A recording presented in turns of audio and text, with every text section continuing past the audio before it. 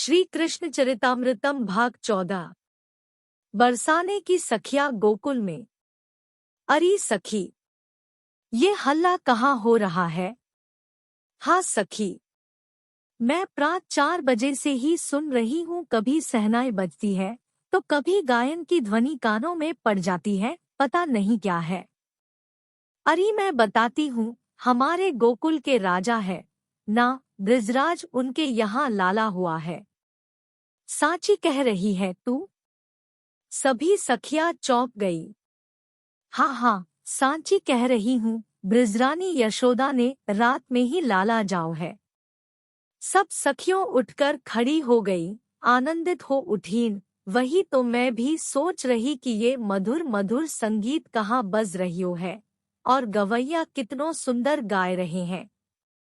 तुमको कछु पतो नाय, मैं बताऊं? फिर वो बूढ़ी बड़ी गोपी सबको बताने लगी। मैं तो वही थी, रात ते ही वही हूँ, सवेरे ही आई हूँ। वहाँ बधाई चल रही है। ब्रिज 84 कोस के सभी गोप गोपी जा रहे हैं वहाँ। सही बात ये है कि समस्त सुखन को मूल नंद भवन में प्रकट भयो है। सखियों, सुनो मेरी बात। नंद भवन में स्वयं भगवती लक्ष्मी बंदनवार लगाती हुई चल रही है। 8 सिद्धियां नंदालय के आंगन में झाड़ू लगा रही है। 9 निधियां द्वार की भित्तियों पर स्वस्तिक का चिन्ह काटती हुई चल रही है, पर इनकी कोई शोभा नहीं है। शोभा तो उन गोकुल के सखियन की है, जो जब नंद जू के आंगन में भीड़ के साथ जावे तब तो ऐसो लगे कि प्रेम की नदी बहती भई जा रही है। या लिए मेरी बातन को सुनो, चलो नंद भवन में, गोकुल में। वहाँ सुख के निधान प्रगटे हैं। ये सब बरसाने की सखिया है। बरसाने तक हल्ला भयो तो वहाँ की सखिया भी आनंदित हो तैयार होने लगी।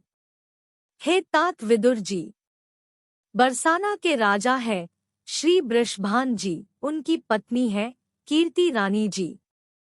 ये मित्र हैं नंद राय के, तो ये भी बरसाने से चलने की तैयारी कर रहे थे, और बरसाने की सखिया भी अब तैयार होने लगी। उद्धव ने विदुर जी को बड़े प्रेम से ये प्रसंग सुनाया, और ये भी कहा कि श्रृंगार किया इन गोपियों ने, पर तात, आप ये मत सोचना कि किसी स्त्री के श्रृंगार का वर्णन क्यों सुने हम।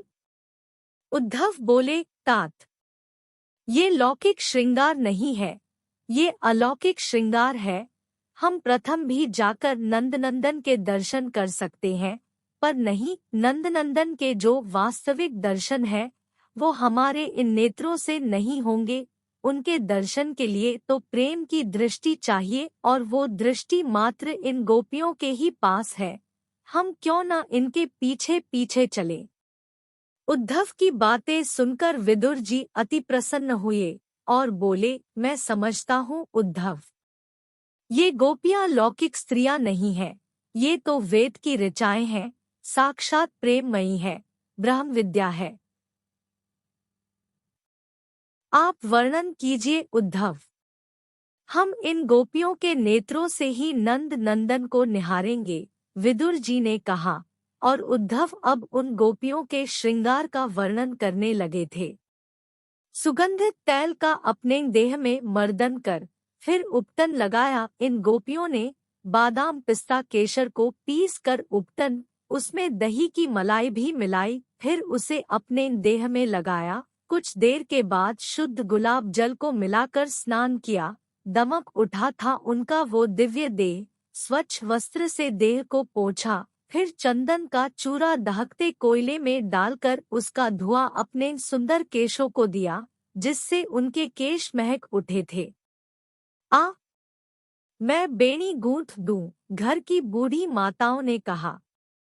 बैठ गईं वो गोपियां, और उनकी बूढ़ी माताओं ने कंघी करके फिर बेणी गुंथी। उस बेणी में सुंदर सुंदर फूल लगा दिए, गजरा सजा दिया। अब तो जब ये उठीं तब स्वयं ही डर गई सांप कहकर। उनकी चोटी अब सर्प के समान लग रही थी। उद्धव गदगद होकर वर्णन कर रहे हैं इस प्रसंग का। सबको जल्दी है, सब गोपियों को जल्दी है गोकुल में पहुंचने की। धन्य है ये गोपियां जिनके मन में मात्र नंदनंदन को निहारने की ही एकमात्र कामना है। ये सज भी रही है तो नंदोत्सव के लिए इनका सजना भी साधना बन गया है आज। भाल पर केशर, मध्य में सुवर्ण की बिंदी, मांग में सिंदूर, नयनों में काजल, भौहों को थोड़ा कुटिल बनाया, अधरों को गुलाब के प्राकृतिक रस से रंग दिया। गौर वर्ण की गोपियां सुंदर लग रही है, पर सावरे रंग की गोपियां तो और भी ज्यादा सुंदर लग रही हैं, क्योंकि श्रृंगार सावरे रंग पर ही ज्यादा खिलता है। पैरों में महावर लगाया जो और सुंदरता प्रदान कर रहा था। अब वस्त्रों की बारी थी। चोली पहनी, मोतियों की कढ़ाई वाली सुंदर चोली पहनी, लहंगा निकाला। बड़ा घेर वाला था ये लहंगा, 80 गज का लहंगा था, तो किसी का 100 गज का। उन लहंगों में भी मोतियों का बड़ा काम था। किनारी में छोटे छोटे शीशे भी जड़े हुए थे। विदुर जी, नीले रंग का लहंगा, उसमें छोटे छोटे शीशे ऐसे लग रहे थे जैसे नीले आकाश में तारे प्रकट हो गए हों। गाढ़े पीले रंग की चोली, हरा रंग भी उसमें मिला हुआ था। उसके ऊपर ओढ़नी फरिया रंग बिरंगी थी। उसे ओढ़कर तो इन गोपियों की ऐसी शोभा बन गई कि स्वर्ग की अप्सराएं क्या, रमा उमा ब्रह्माणी भी लज्जित हो रही थी। अब आभूषण की बारी थी। गोकुल के नंदोत्सव में जाने के लिए इन गोपियों ने अपने शीश पर चूड़ामणि लगाई, सुवर्ण की। कानों में कुंडल, लटकते हुए कुंडल। तात विदुर जी, जब ये गोपियां चलती थी और इनके कुंडल हिलते और इनके गोरे गोरे कपोलों को छूते, तब जो इनकी शोभा बनती वो अद्भुत और अनुपम थी। नासिका में नथ बेसर, कंठ में कंठहार, एक लरी दुलरी तिलरी, ऐसे दिव्य दिव्य हार कंठ में धारण किए। भुजाओं में बाजूबंद, हाथों में कड़े, कमर में करधनी, पैरों में बिछुआ। तात विदुर जी, ये लौकिक शोभा नहीं अलौकिक शोभा थी, दिव्याति दिव्य। ये सब प्रेम रस में पगी हुई है। नंदनंदन को देखने की चाह मात्र है इनके मन में। ये चलने लगी तो वृषभान जी और कीर्ति रानी जी की सजी हुई बैलगाड़ी भी आगी, एक नहीं सैकड़ों थी। उन सब में ये गोपियां बैठ गईं। हंसती खिलखिलाती स्नेहासिक्त ये गोपियां कीर्ति रानी से पूछने लगी, इन थालों में क्या है? कीर्ति रानी हंसी और बोली, महाराज के परम मित्र है, ब्रजराज नंद जी और मेरी अच्छी सखी है ब्रजरानी यशोदा। बचपन में ही महाराज और ब्रजराज का ये संकल्प था कि उनके पुत्र होगा और हमारी पुत्री, तो दोनों का संबंध करेंगे। मुझे पक्का है कि अब हमारी लाली ही होगी, तो ये टीका है, सगाई है। ये सुनते ही सब सखियां हंसने लगी और वहीं बैठी बैठी झूम उठीं। कितनी सुंदर लग रही थी ये गोपियां, उन्मुक्त हंसते हुए नाचते हुए। पहुंच गई गोकुल, बरसाने से गोकुल।